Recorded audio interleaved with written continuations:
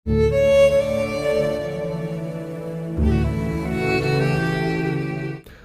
hi July ni som panga sang ni som ni pali thotan ni ania in zawa in chibai levek ule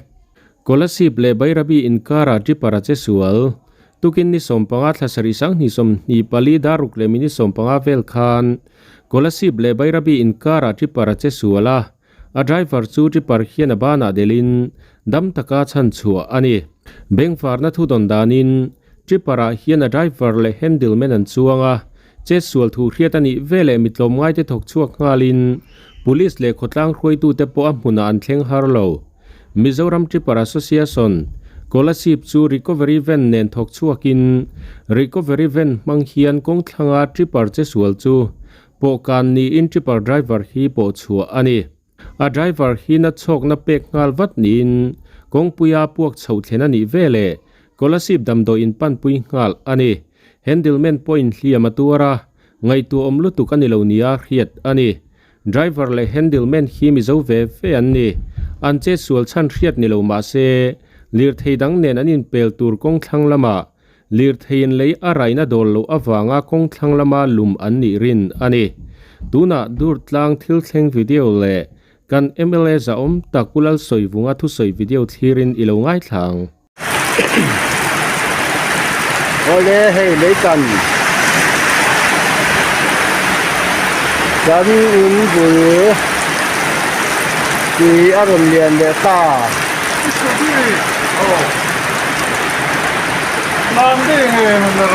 chim để ta hút mãi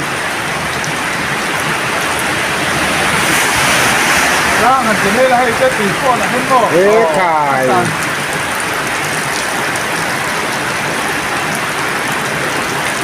มันมีอย่างอาสารต้นดอกแล้วตีรูดก็ทำเหลือลูกเจ้าของสกูตี้คือเหรียญไม่หาง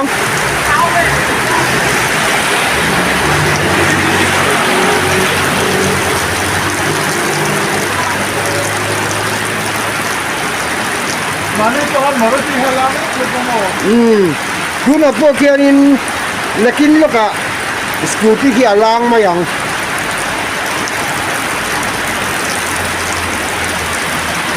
อาตูรูบูรูครบมา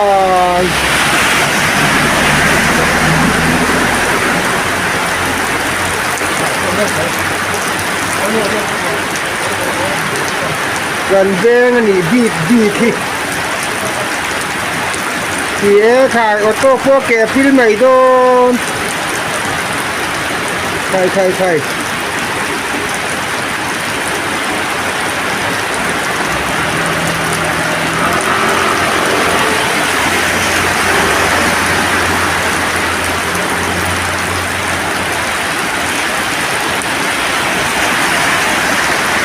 ่วนพวกเส้นโตโถนั่นได้มาเฮ้ยปุ้ยขบหน่อยเร็วเข้ามานี่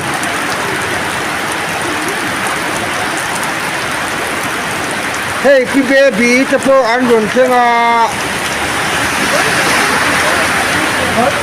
กันครัวเรียนอันที่ดูต่อเลยโอ้เฮ้ยดูต่อเลยกันครัวเรียนพี่นี่เบบี้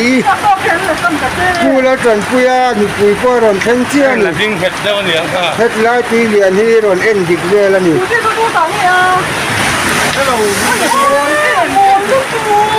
Oleh tu nak cuan kan minister kan som to anga kun han mangsela cuan ani hi alo din joa banate min siam sakturin kan president hi anan som vele nga langa hun top tetlingin ani ku ta kan da chaudon ne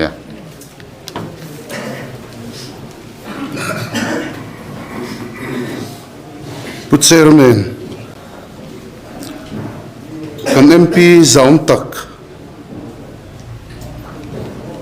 assembly a karong bol pui tele party a katho pui zong voina local khom te chibai kabuk chewani voini a hian du sak takin kan hu tu ten thu sei na hun min ron siam sak ve a alom ti lo rual chuan ni lo ma ro chu thu sei hi thiam lo chi hi kan ni ve a ka hu phur via wani thungina ma ro chu kan sei ang kha kan ram ta na kan contribution a min ngai sak don nia ama sabera kan sei du chu ZPM sarkar party sarkar na kan siama chu kalphung tharmi pui sarkar ania tihian aming chuan thariat don chu alo niveta a maro chu hemi chung hian na kan tho tak hun ro hi chu atam ri lo khom maya empin than na te kan ne ya budget te alo oma khatiang khan na tho na hun ero chu tlem te kan ne ya hemi chung hian kan chief minister pudal du oma hroina nuaya sarkarin malak na chi rang aneya akal puya chuta chuan sarkar na thok ate beratanga lian ber thleng hian hes kalphung thar pui sarkara hian theito choin sarkar an troyoma voinia hian zoramina kan nei mithiam tak sarkar department a omte an fak katia sarkar a thok zong alian ber atanga te ber thlengin an hne na lom thu ka soyani tin dang le kan soile du chu nisa chunga ti hlotlin tu kan ho tu pa kan chief minister khan apuanga chung ti hlotlin na konga po chuan party in theito achua mi puin zoram mun tinami ten theito chen support sarkar min pe a chutiang chen kan sarkar na thok ten hes chief minister ina ni za chung program apuan ti hloting turin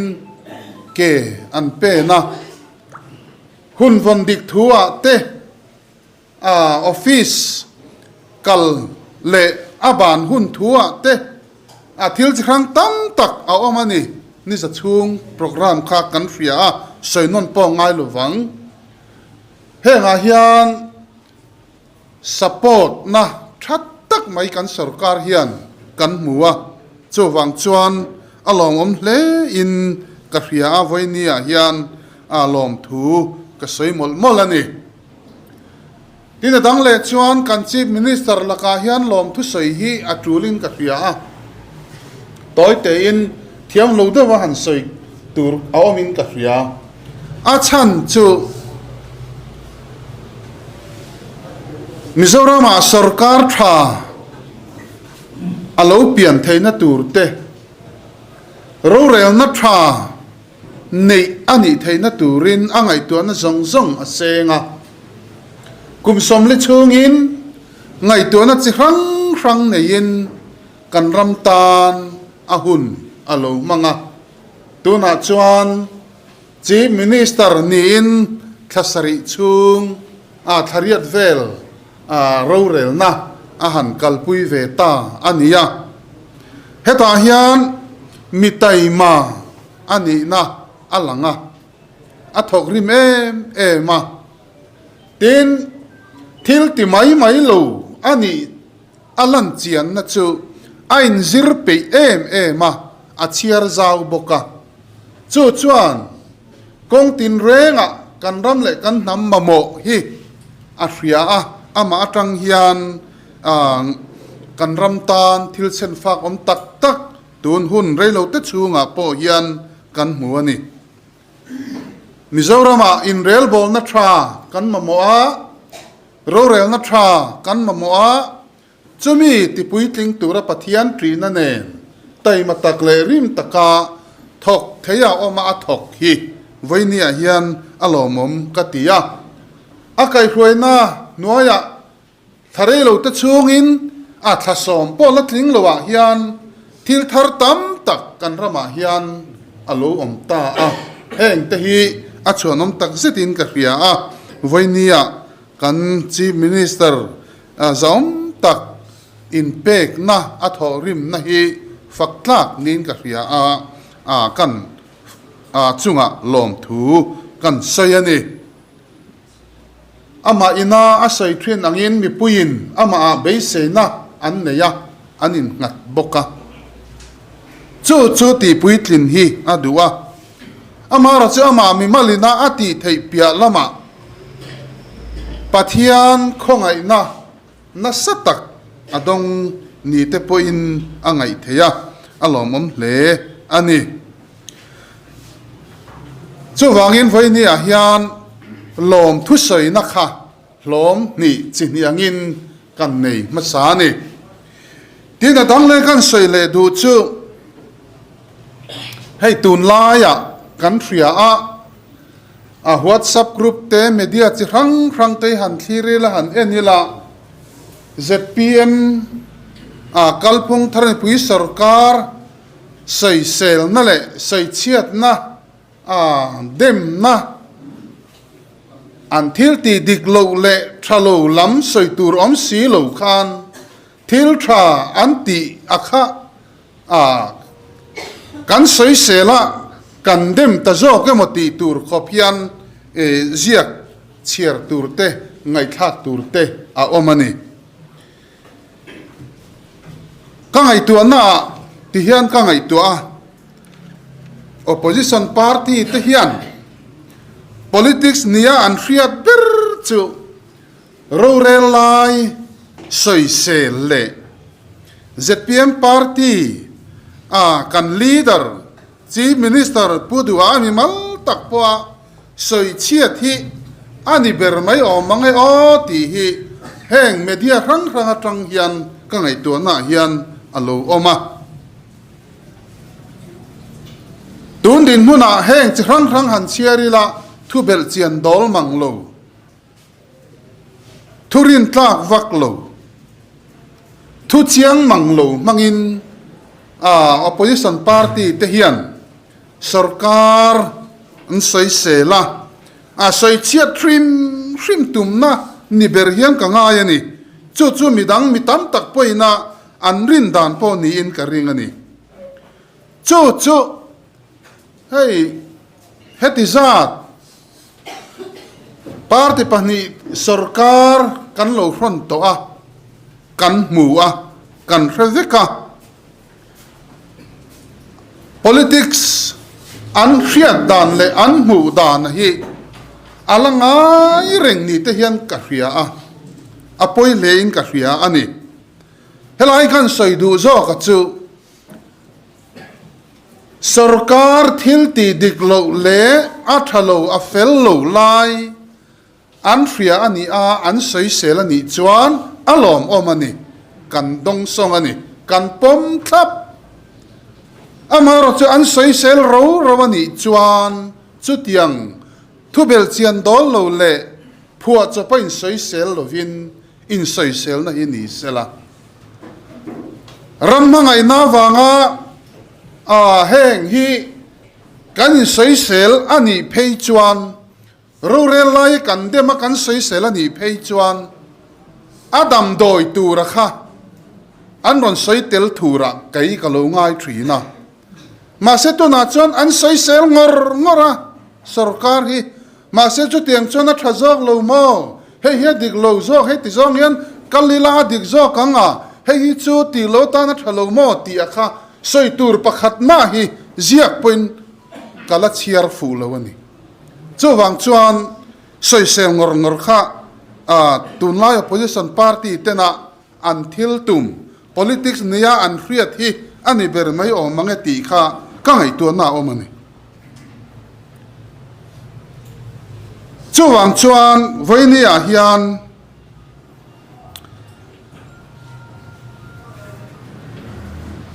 mi pui sarkar kalphung thar sarkar hi athil ti fu lo emo sarkarina thil ti dik lo ani emo lam ain kum som thum le pasari chung sarkarin chok an lo siam chunga anti thei lo anti ngam lo le anti du lo wakha tun thariat thasari vela upa sarkar hian aron ti ta chat mai sia chuwang chuan ZPM sarkar thil thratia kha engang point thil thra hi tima ilangin an soi sel tho don ni te po hian angai thei ani chuwang chuan henga soi sel tu te soi sel na soi chiat na hi me na kan thak te po a tha o me chuwang chuan thil tha ti turin he sarkar hi ke apen chhozel dona kan chief minister kai hroina nuaya kan ram le kan nam tan dingin thei patop cho in ke apen chhozel dona ni ti ka voinia hian kan sei war deuh hlek du ani chu heng thil thra te toy te chung hian sarkarin ati manani kan reveka hei healthcare bill ba tamlu tuk te po kha han pe electric bill na sat tak mai ba batling khom kha han pe kan petla ke mo anti lai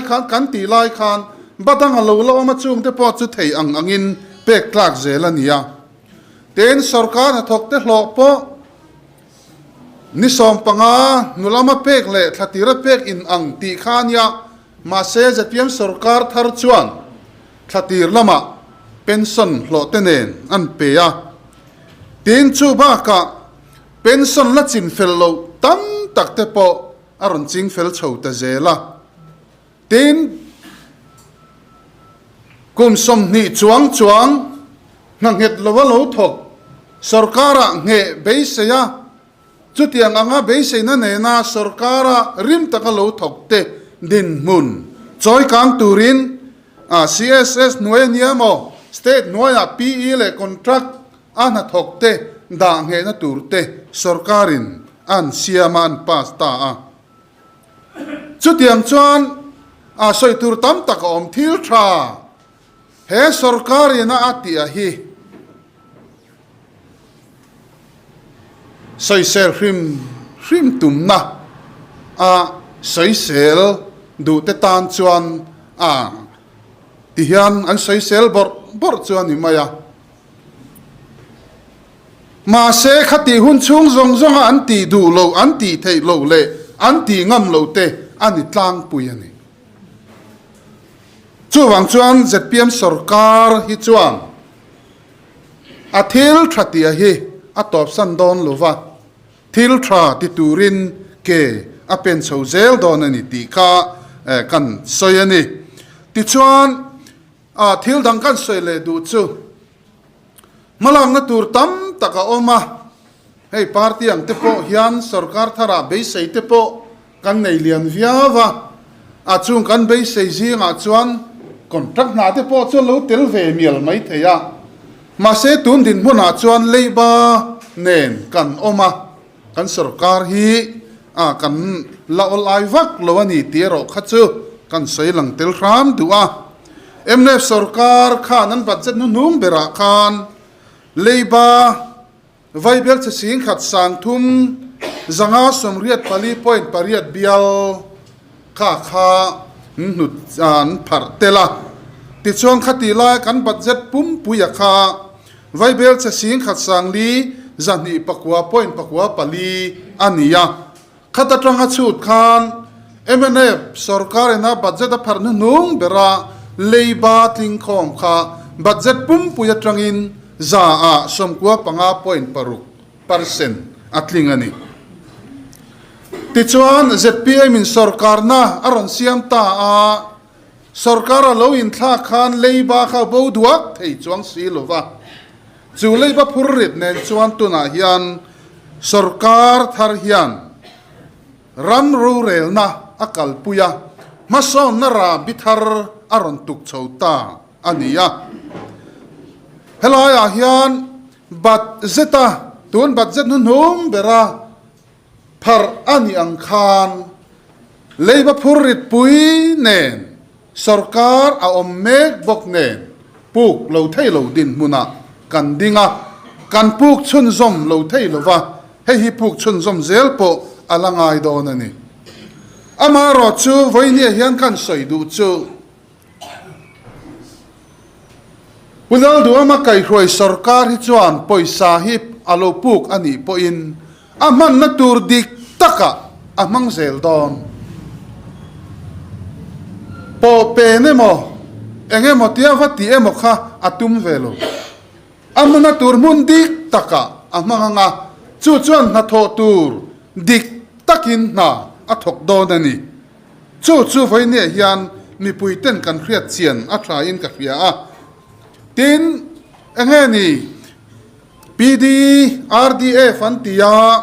post revolution revenue deficit grant te po kha central sarkar ina state min pe ka hi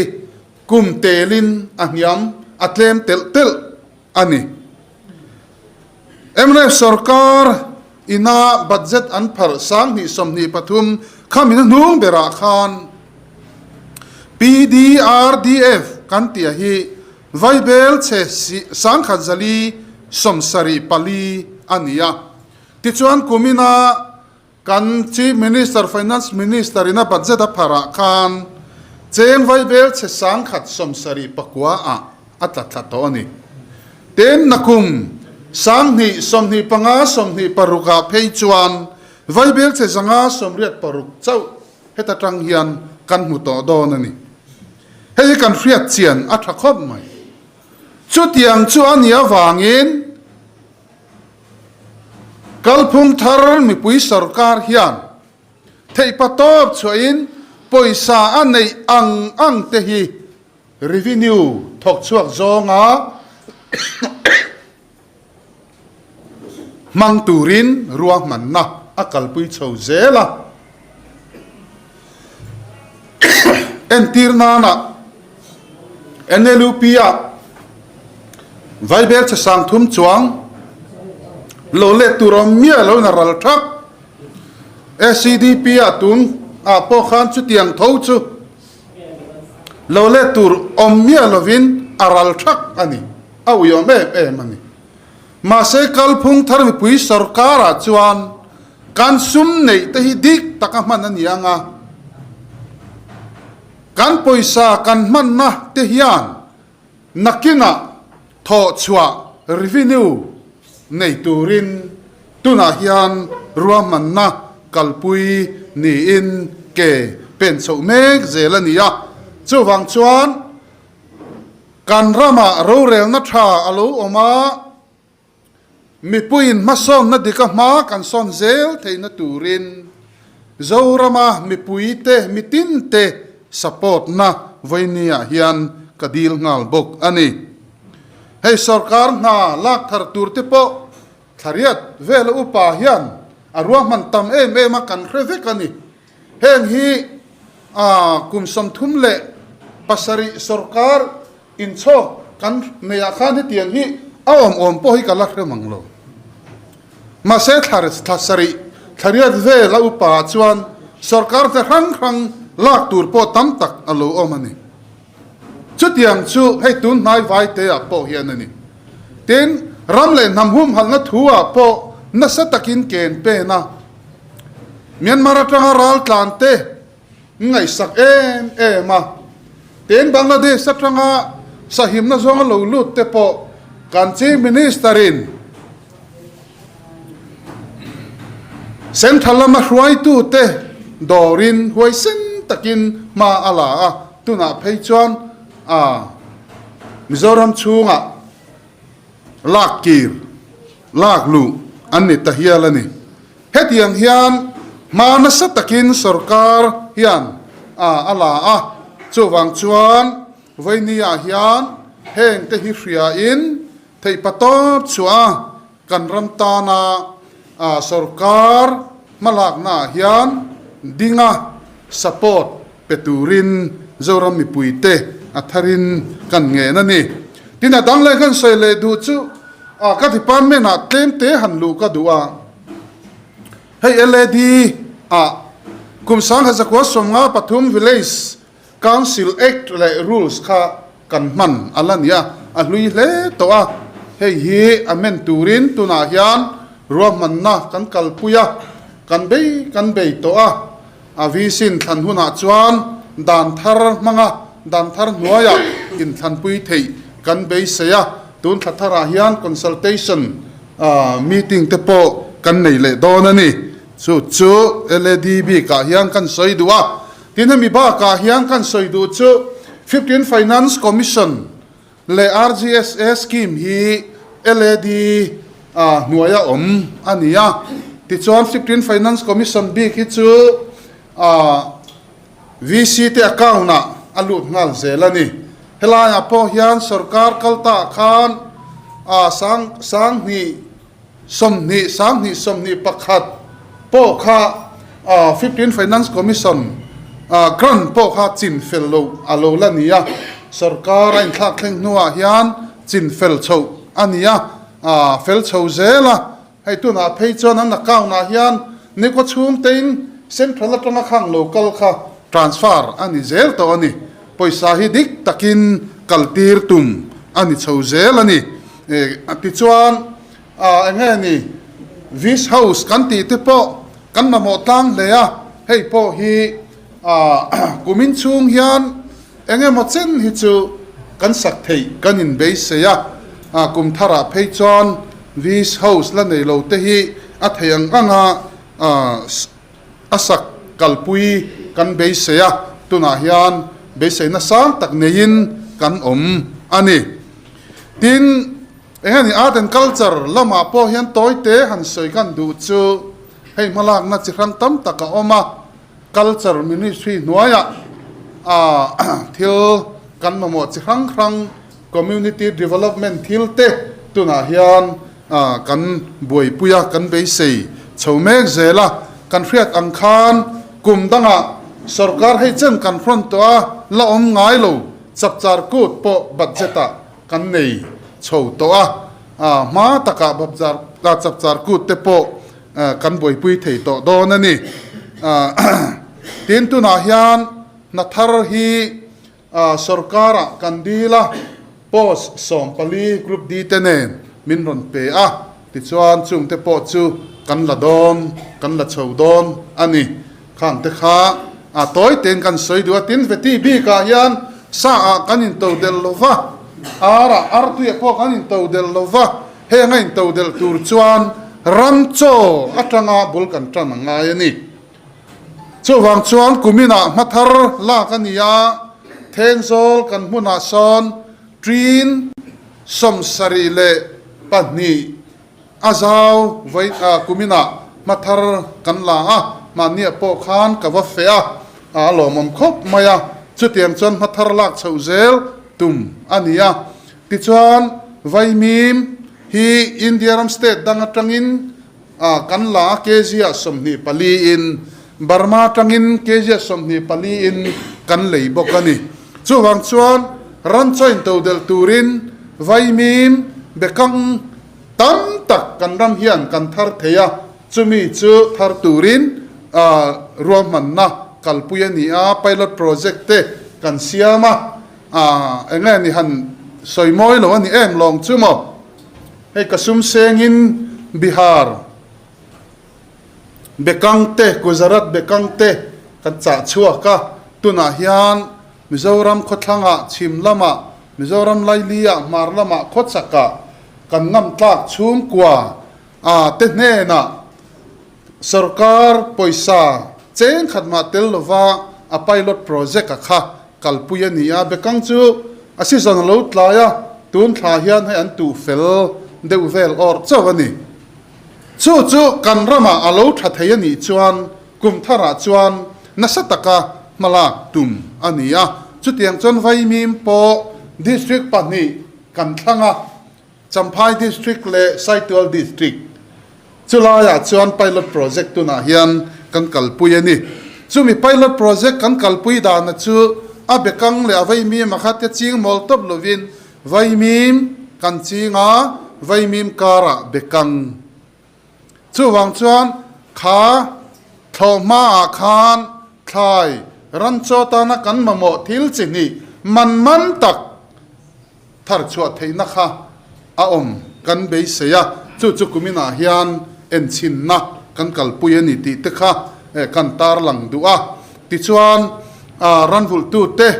an ran ina kan lu chila an ar ina kan lu chila an har sat na te trom pui turin thei top chuin ma kan la a thilpoi takle hriom takero chu ASF hian min ti buai khop maya a hriom hle ani vok vul tu te an lainat om ngoya voi ni hian kan khonga yani maro chu kan chief minister zong takin a VMM a ministry a kan ran vul tu te har satna sut kian pui dan tu dapin trum ni ti hian union ministry a te akala thei top chen ma ala a heng a malak na ra te po hi pathian khongai na in kan mu ngei te po kan be se ani khang kha ti khan kan soi puata tin minority affairs lama hian malak na tam tak akala tuna hian kan sarkar nuwa project somruk le pariat kan thelut thatoa project somruk le pariat kan the thak atangin priority number 1 le 2 selection tura ti kan ni angin mania project somni pakwa priority number 1 abak zong priority number 2 wa siamin chutiang chuan he kan sarkar thar po hian chung kan project te po chu min ron thir pui me kan ni ti kha voinia hian kan sei lang du ani ti chuan hei kan MP thu wang maya alom om katia a thlamuan om katia hei ogal tha tir dewa hian pathian remati chuan delhi lam kalthak te po kan zai rel dona heng project rang kan thelu zui le tuna hian project thelu tu buat sai pe fel to kan don khom keima office big ka don khom hi department rang health te education te skill development kan ti te sport khatian chi rang kha tuna hian som ngale pasari kan nei to a chung te chu state level committee paltanga kan MP hova kan zu boi pui turte an le dona chung boi pui chuan kal turin ril rute ain bo sai me kani kalome